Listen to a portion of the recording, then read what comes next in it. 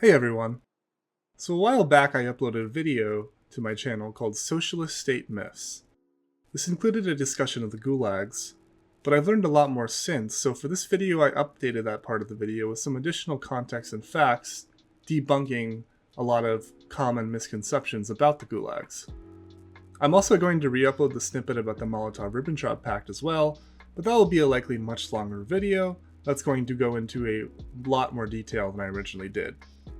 In the meantime, if you want a shorter video debunking the mythos around the gulags, I hope this video can help. Also, if you'd like to support my channel, you can subscribe, like, or leave a helpful comment, as well as subscribe to me on Patreon, where you'll get early access to my videos, as well as access to an occasional unique video that I'll never release on my main channel. Anyways, without further ado, let's get into it. The gulags. One of the most common symbols of socialist brutality. Horrific hellholes where you would be lucky just to make it out alive.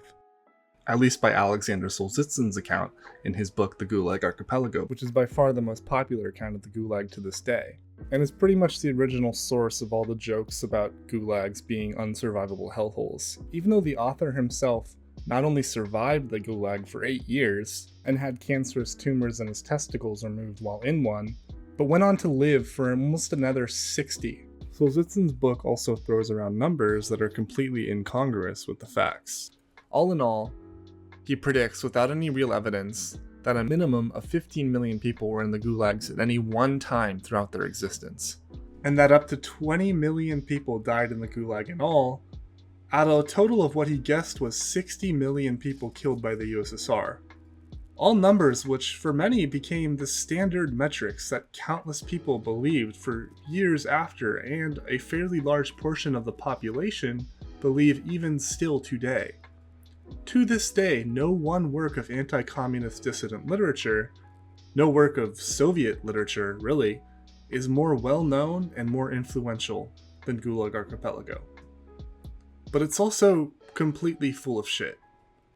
In actuality, of the USSR's population of roughly 150 million, 14 to 18 million spent, not at any one time, but at some point, time in the gulags from 1923 to 1961.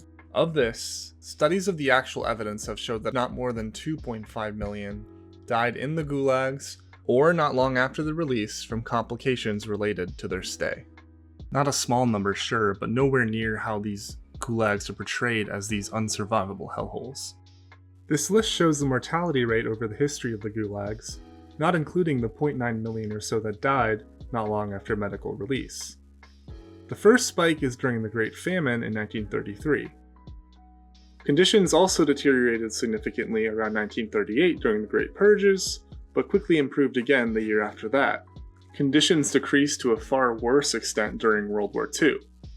As can be seen, the mortality rate in the gulags during World War II was extremely high. About 1 in 4 prisoners in gulags died in 1942 and 1943, where much of the wealthier parts of Russia were completely overrun by the Nazi invasion. Simply looking at a map of the gulags, we can see that easily a third of all gulags were in territory that was at some point taken by Nazi Germany, and these were likely the more populated gulags as well, given their closer vicinity to Moscow. Including also 1941, 1944, and 1945, we get around 930,000 deaths. Over half of all officially recorded deaths in the Gulag, or over 1/3 if we include deaths not long after release, came over the course of the 5 years of war against Nazi Germany during World War II. It should also be noted that many of the people put in the gulags, and a large portion of that which eventually died, were part of Hitler's invading Wehrmacht, 2/3 of which were composed of volunteers if we go by data taken from 1935 to 1939. The numbers for exactly how many German POWs died in captivity in the gulags varies greatly, but goes anywhere from 300,000 to around 1 million. If you went with the higher estimate, that would mean that over 1/3 of all people that died in the gulags were Nazis, roughly 2/3 of which, again if we go by 1935 to 1939 numbers, were volunteers. On the year Stalin died, once conditions in the USSR had become far more stabilized, the gulags had their lowest mortality rate ever, at 0.67%.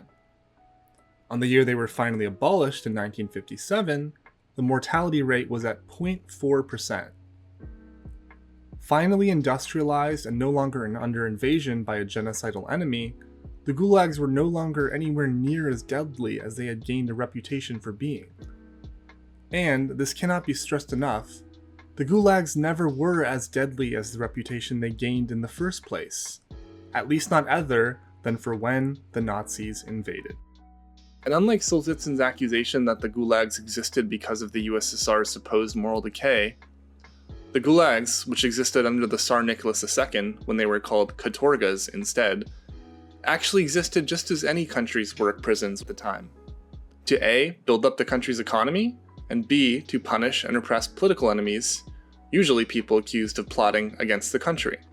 You can of course argue how many of these people deserved to be imprisoned in the first place, but what isn't really arguable is the fact that the gulags are simply not nearly as brutal as they are commonly portrayed.